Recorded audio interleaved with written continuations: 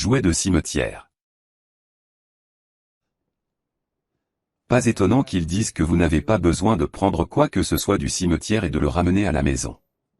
J'ai toujours été sceptique jusqu'à ce que la mystique touche ma famille. Cette histoire s'est déroulée au printemps 2014. Mes parents et moi sommes allés au cimetière pour nettoyer les tombes des proches, peindre la clôture et commémorer les morts. Il n'y avait personne avec qui laisser ma petite sœur de 5 ans, je devais l'emporter avec moi.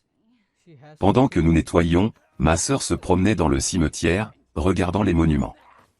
Nous venons d'un village d'un peu plus de 400 habitants et le cimetière local est petit, nous n'avions donc pas peur de perdre notre sœur Larissa, tout est bien en vue. Nous avons travaillé toute la journée. Ils ont commencé à se préparer pour rentrer chez eux alors qu'il faisait déjà nuit. La soirée n'était pas très différente des autres, mais la nuit. Quand tout le monde dans la maison a vu le 10e rêve, Lara m'a réveillé, nous avions une chambre pour deux. Elle pleurait, criait qu'elle ne rendrait rien, qu'elle était la première à trouver.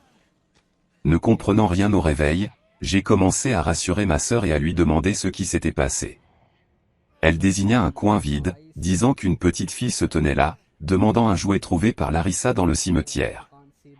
Il s'avère que pendant que nous étions occupés à travailler pendant la journée, la sœur a pris un petit ours en peluche sur la tombe de l'enfant et l'a caché dans son sac à main. J'ai commencé à gronder ma sœur, lui expliquant qu'il ne fallait rien enlever du cimetière.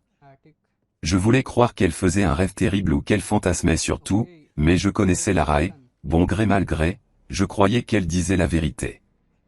Après tout, elle n'a jamais regardé de film d'horreur, elle ne connaît pas les fantômes et elle se comporte joyeusement au cimetière, avec un intérêt enfantin, car elle ne comprend pas vraiment ce qu'est la mort. Le matin, j'ai tout raconté à mes parents. Heureusement, dans le village, tout le monde se connaît, et de quelle tombe la sœur a pris le jouet, il a été possible de le savoir assez rapidement. Nous avons immédiatement repris l'ours. Le jouet appartenait à une fille décédée à l'âge de 4 ans en 2008.